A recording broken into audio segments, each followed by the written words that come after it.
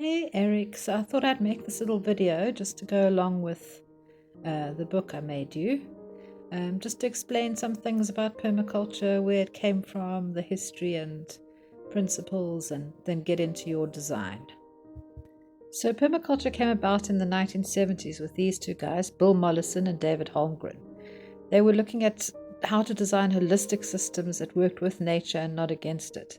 And basically what they came up with is that permaculture is a way of designing holistic systems that work with nature, maximizing efficient energy and ensuring a healthy yield while producing no waste. Bill Mollison famously said, "A permaculture system is a system that will, over the course of its lifetime, produce more energy than it takes to set up and maintain." They wrote a number of books together, most notably Bill Mollison's Permaculture, a Designer's Manual. In this, they distilled down their ideas of permaculture into 3 ethics and 12 principles to help with design and managing a system. So the 3 ethics are care for the earth, care for people, and fair share, which could also be described as returning the surplus. There are 12 principles we use when designing or maintaining a system. The first one is observe and interact, or pay attention.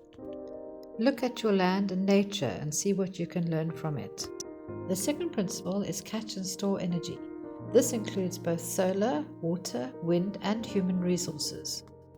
The third principle is obtain a yield or design for abundance.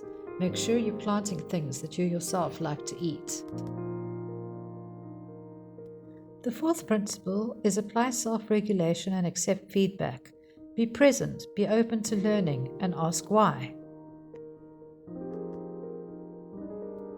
The fifth principle is use and value renewable resources and services. Embrace nature's abundance and reduce dependence on non-renewables. Principle number 6, produce no waste and become regenerative. Principle 7, design from pattern to details.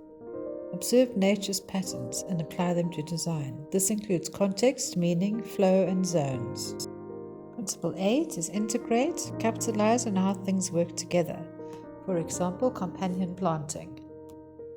Principle 9, use small, slow solutions and local resources, like making your own herbal medicine. Principle 10 is use and value diversity, because diversity is greater resilience. Number 11, use edges. Important things happen at intersections, like where the ocean meets the land in little rock pools. And principle 12, creatively use and respond to change, envision possibilities and intervene in effective ways.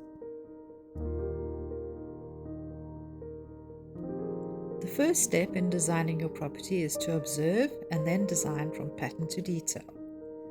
The context of your property, an off-grid sustainable space that meets your requirements for healthy food and environment, as well as future plans, for example, a space for digital workers to stay.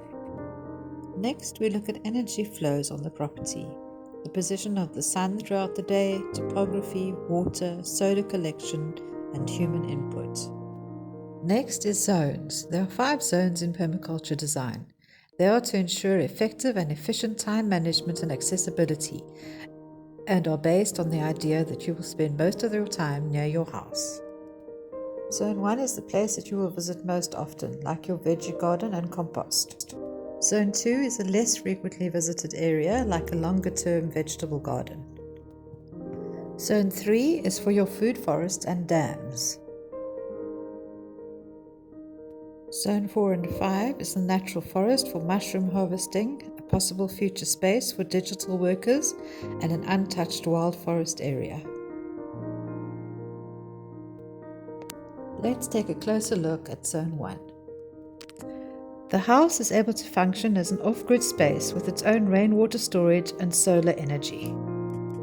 Medicinal and culinary herbs are planted around the base of the house, like mosquito-repelling pennyroyal, basil, sage, oregano, coriander, and thyme.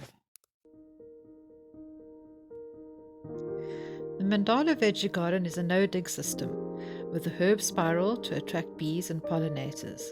This garden is for faster-growing veggies, like lettuce, radishes, beetroot, pak choi, broccoli, cauliflower, etc. The barn will be used as a germination and propagation area. Seedlings will be planted out into the tunnel and veggie garden. Another function of the barn is as a workshop for woodwork, making cider, etc. The composting area and worm farm are also situated at the barn. This is one of the most important elements, creating healthy, fertile soil. Also in Zone 1 is your natural swimming pool that requires no chemicals. It is part of the integrated water harvesting system.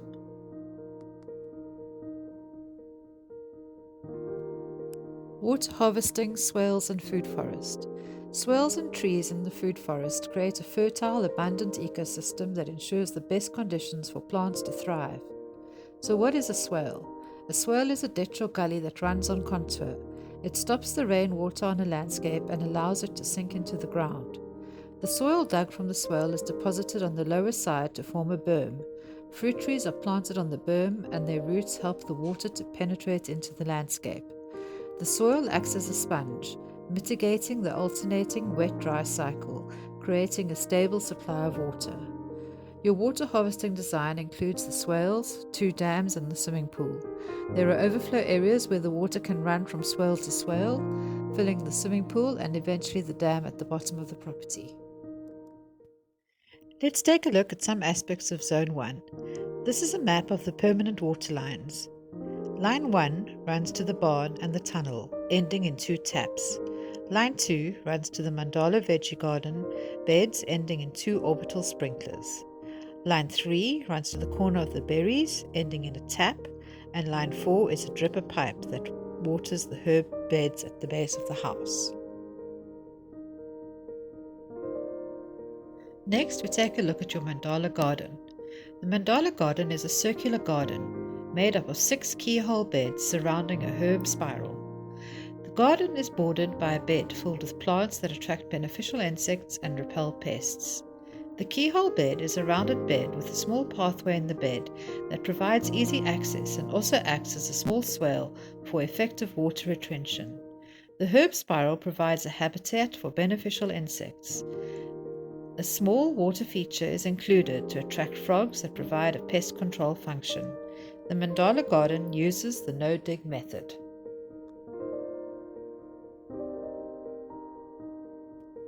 Let's take a look at the no-dig method. The no-dig method is a way of creating a vegetable bed that has a healthy, vibrant soil biome. Think of soil as the stomach of the plant. Healthy soil is rich in microbes and soil life. There are millions of microbes in a teaspoon of healthy soil. These all play a part in releasing and feeding the plant with nutrients. When we dig or till the soil, we harm and destroy this life by exposing it to sunlight. The soil then takes a long time to recover. In a no-dig situation, the soil is left intact. Our function is to keep adding compost and organic matter to the surface of the bed to feed the microbes, who in turn provide the plants with all they need. This method creates a living, nutrient-dense soil with the minimum amount of work, producing the healthiest food. You are never really growing vegetables. You are creating healthy soil. Let's take a look at companion plants. Companion plants are plants that enjoy and benefit from each other's company. Planting them together increases their growth, prevents pests, and ensures healthier plants.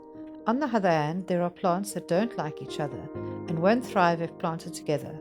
This has to do with the kinds of microbes, nutrients, and minerals the plants encourage or discourage. This excellent downloadable PDF chart shows these relationships in great detail. I'll link it in the links below. Let's take a look at how a food forest functions. The food forest is a layered perennial source of food. It consists of 7 layers of companion plants that produce various yields with minimum amount of inputs once established. So we've come to your final design. Of course, things can be moved around as you observe and interact with the design. I have left animals out of the design, but in future, should you wish, there is space for rotational grazing in the food forest. I will link some links in the description below of brilliant permaculture videos that can be found on YouTube. I wish you many and productive happy years on your beautiful property.